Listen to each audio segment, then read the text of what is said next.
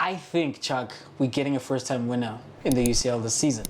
Either a first-time winner or a first-time in a long-time winner. Because how those group stages ended, with Benfica finishing above PSG in the one group.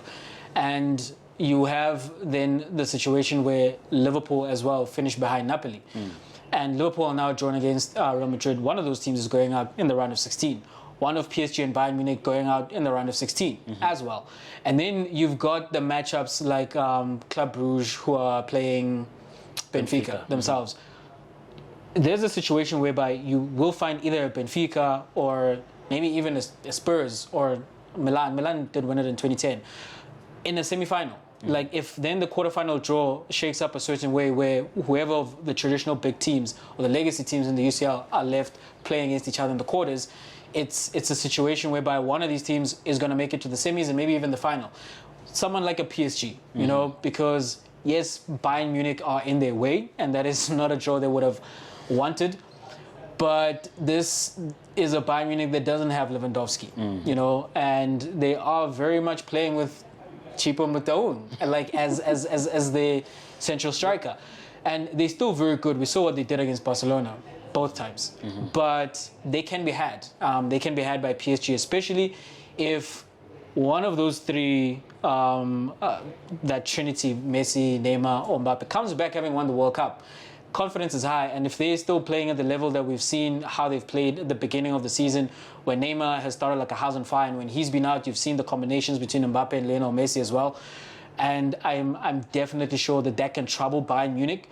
So they are also in there with the shouts as they are every single season. Manchester City still right there, and we know they got Haaland more than anything for this competition. So I'm looking at the draw, and I can't tell you why, but then the thing, I just told you why. The thing that really strikes me is that I think we're going to have a first-time winner, or a first-time and a long-time winner. Your Benfica, who haven't won since like 1963. First-time winner? City and PSG would be first-time winners. Yeah. And I mean, that's not unreasonable to think that they might win this trophy. But also, as I'm saying, based on the things that I've seen from like Benfica needed to score 6 goals away. Somehow they scored 6 goals. And they did that, you know, and they play some really enterprising football. They build up plays amazing, like how they go out wide and they swing it back into the box. And when that's not available, they go straight through the middle. They concede goals because they're actually out there trying to score goals. You find them leaving a single guy at the back, and they are sold out for this. They've got nothing to lose as well. So teams like that, like they look very exciting, and they look like they might cause a shock. We are due a Porto 2004 type of run, which hasn't happened in a minute. So yeah, this might be the season. I think looking at this, Real Madrid is a heavy favorite. I think yes, Liverpool are a banana skin waiting to happen if they don't get it right, especially how Klopp says to you that we have Anfield, and you know what that means. I don't know if that means exactly what it used to mean like from previous seasons, because Liverpool's not really hitting their straps right now. Man City could be a first-time winner, as you say, because they are a powerhouse, and as always, the script always writes itself. Round of 16, they always get the most favorable draw, right? But you can't ignore the tradition of this cup for whatever reason. That's why Pep hasn't cracked it thus far in City. And for whatever reason, PSG always draw a strong opponent in the last 16. They always get tripped up by somebody. And I think it might be someone who hasn't won it in a while, but I don't know, man. I just can't take out Real Madrid and Bayern out the equation, who are the most recent winners. But here's what I think is a standout fixture for me: Dortmund against Chelsea. Because I think it's a test for Potter. Are you at this level? Because Dortmund is not a real powerhouse, but they're a very strong team. And if you can, especially because he's, I want to say he's from there. Potter's a new guy altogether. But if you get to beat Dortmund, who are the number 2 side, no, not number 2 now, they're 3 or 4 now. Traditionally over the years. Yeah, number two strong side in the Bundesliga. If you get to beat them, and this also stakes to claim because it's not really going swimmingly in the league. If you can get a solid league run and you add then to buff your profile, a win in the round of 16, because when you go out in the quarters, it's okay, you know, because you've played a big team, you've gone through the group phases, you've played a big team, and now there's only big teams left, you know. That could be very interesting for Potter. But also Napoli, very interesting because they are the one team who's I'm not saying they're going to win though. No, but they have a chance. Yes, they have a very good chance because they're not only running away with it in the Champions League, but also in the league. They've got a 5-point buffer. They are very consistent. They're on 5 points at this stage. Yes, it's still early because we're heading towards midway, but that's a lot of points right now for a team that's flying. I mean, Bangasu Osimhen, Kavara Messi as they call him, or Kona forgetting that guy. Okay, forgetting his name. But anyway, the team is on fire. Frankfurt are good, but they're not the Frankfurt that won the Europa. So I think they can go through. Spurs, I think Spurs are going to go out against Milan. Because Spurs for me is heavily dependent on Son and Kulusevski. Like when Kulusevski came on against Liverpool, he's different. He got an assist within 5 minutes or whatever. Without him, they were lost.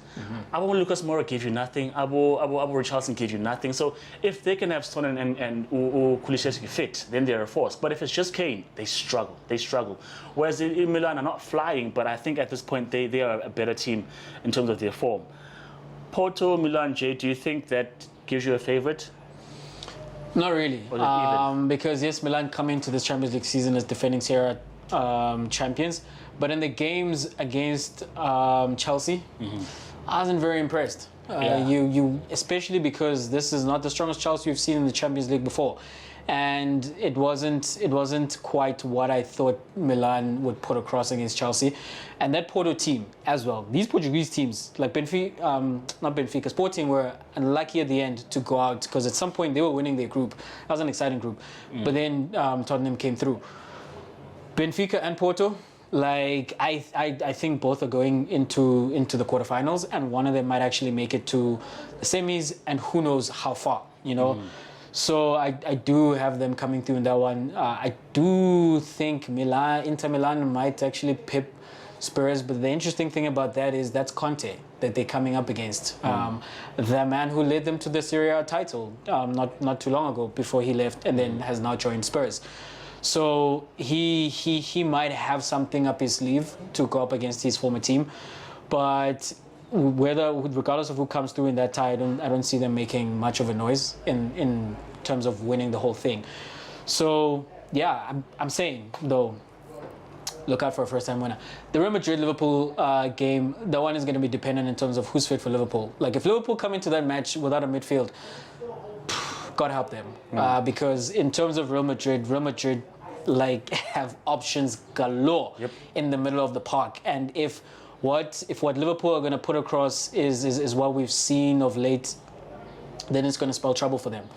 So I do expect Real Madrid to come through that one. And I mean, you know what? I'm not picking Real Madrid, but like Real Madrid are not the sexy pick. Like you pick Real Madrid in the Champions League, yeah, of course. You know, this is Real Madrid's tournament. But the truth of the matter is, outside of Real Madrid, there's not been a defense of this title. And just because they did it like twice, 2 times in a row, defending 2 times in a row, does not mean that this is what they're going to come back and do again. That was more an anomaly than it is what you find to be the case in this tournament. So Real Madrid to go beyond Liverpool, but still looking at a first-time winner. So if I'm going to ask you for names, who do you think is going to be the eventual winner? If you've got 1 or 2, and then who you think is a dark horse that, let's do this. Who's the eventual winner that you think is going to take it, and who's a dark horse that no one will see coming, who might?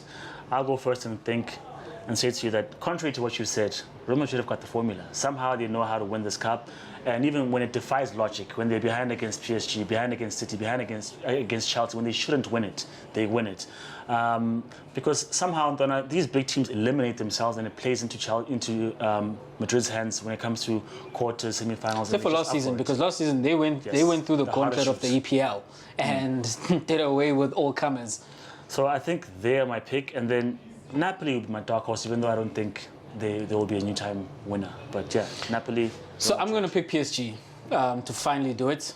As I'm saying, I think one of those 3 guys comes back with the World Cup title. Can I pause? Are you saying, well, one of them is fine, but are you saying we could potentially see Messi have the World Cup, and which if that happens, which in people's eyes if that happens, it shuts it down. If that happens, you don't want me sitting across me, Chuck. Like, but yeah, I do. I have Argentina winning, and that's biased for Messi though.